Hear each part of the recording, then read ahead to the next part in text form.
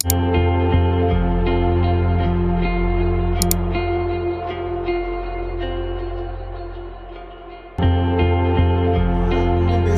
सबसे ज्यादा सोनागाछी कोलकाता में होता है। सोनागाछी कोलकाता एशिया का सबसे बड़ा रेड लाइट एरिया है। सोनागाछी एरिया में 11,000 सेक्स वर्कर्स काम करती हैं। इस एरिया में कम उम्र से लेकर 40 से अधिक के सेक्स वर्कर हैं।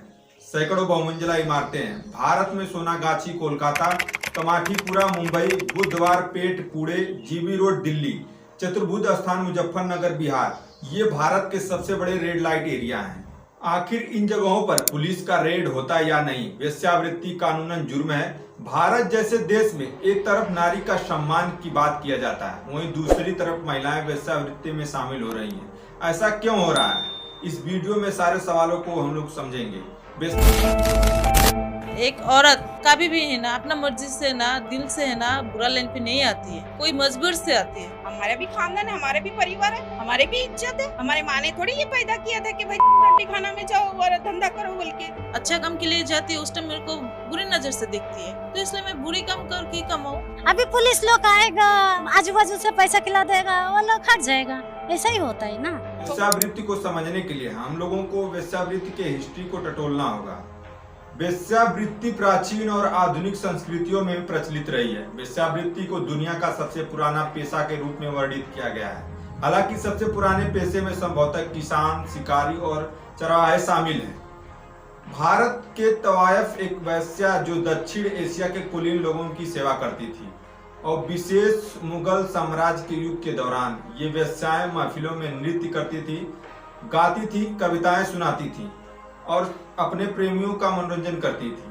तवायफें संगीत, नृत्य, थिएटर, फिल्म और उर्दू साहित्य में अपना अहम योगदान दिए हैं। देवदासी शब्द मूल रूप से एक हिंदू धार्मिक प्रथा का वर्णन करता है, जिसमें लड़कियों की शादी की जाती थी, एक देवता को समर्पित किया जाता था। देवदासी मंदिर का देखभाल करती थी। देवदासियों की लोकप्रियता 10वीं और 11वीं शताब्दी में आसपास अपने चरम सीमा पर पहुंच गई थी। 18वीं सदी के अंत और 19वीं सदी की शुरुआत में भारत ब्रिटिश इंडिया कंपनी के शासन के दौरान शुरुआत में ब्रिटिश सैनिकों के लिए अंतरजातीय वेश्यावृत्तियों में शामिल होना काफी आम था, जहां वे अक्सर स्थानीय भारतीय नाच नर्तकियों से मिलने जाते थे। 19वीं सदी की शुरुआत से लेकर मध्य तक जैसे जैसे ब्रिटिश महिलाएं बड़ी संख्या में भारत में आई, उससे धीरे धीरे वेश्यावृत्ति और बढ़ती गई। आखिर इन जगहों पर पुलिस का रेड होता या नहीं? वेश्यावृत्ति कानूनन जुर्म है। भारत जैसे देश में एक तरफ नारी का सम्मान की बात किया जाता है, वहीं दूसरी तरफ महिलाएं वेश्यावृत्ति में शामिल हो रही हैं। ऐसा क्यों हो रहा है? इस वीडियो में सारे सवालों को हम लोग समझेंगे।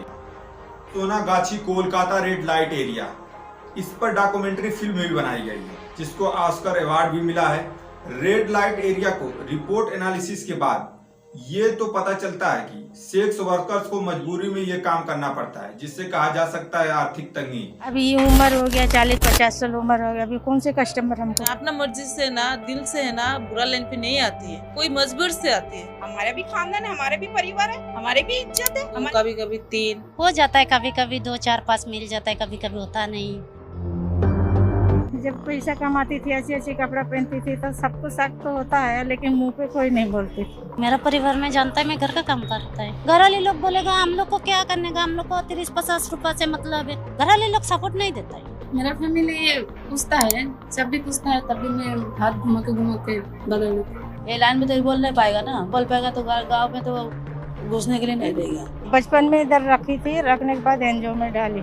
अभी मेरे को छोड़ा दिया, ये छोड़ घर पे बैठ, जो भी चटनी रोटी मिलता है वो खाने का बोलती। मैं एक मेरा खुदा और मैं जानती हूँ, मैं एक लाइन पे हूँ, एक काम करती हूँ, लेकिन मेरा फैमिली में कोई नहीं जानती है मैं ये लाइन पे हूँ। लेकिन कुछ महिलाओं या लड़कियों का कोठा पर बेच भी दिया जाता है, जिससे मजबूरी में वो सेक्स वर्कर्स का काम करती हैं।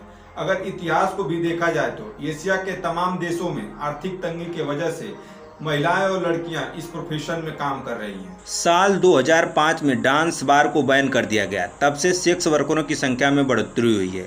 क्या रेड लाइट एरिया भारत में कानूनी है? भारत में वेश्यावृत्ति कानूनी है, लेकिन कई संबंधित गतिविधियां जिनमें याचना, अंकुश, क्रॉसलिंग, वेश्यालय का स्वामित्व करना, एक होटल में वेश्यावृत्ति करना, बाल वेश्यावृत्ति करना, दलाली करना अवैध है।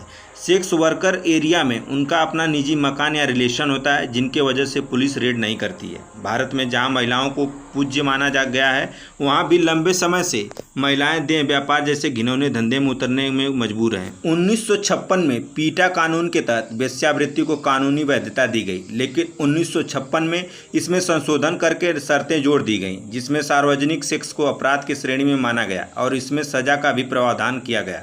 दुनिया में सबसे ज़्यादा पॉर्न साइटें देखी जाती हैं, जिनसे देखने वालों की संख्या करोड़ों में है। इंटरनेट पर इन साइटों को देखना आसान और बहुत सहज होता है। विश्व में देह व्यापार का बाजार तेजी के साथ फल फूल रहा है। वेश्यालय को लेकर सुप्रीम कोर्ट ने देश के हर नागरिक को संविधान के अनुच्छेद 21 के तहत सम्मानजनक जीवन जीने का अधिकार मिला है। अपनी मर्जी से प्रोस्टिट्यूट बनाना अवैध नहीं है, सिर्फ वेश्यालय चलाना गैर कानूनी है। सुप्रीम कोर्ट ने कहा कि देह व्यापार भी एक प्रोफेशन है। कोर्ट ने सभी राज्यों और केंद्र शासित प्रदेशों की पुलिस को आदेश दिया है। वीडियो के अंत में छोटी सी अपील, चैनल को सब्सक्राइब शेयर जरूर करें। धन्यवाद।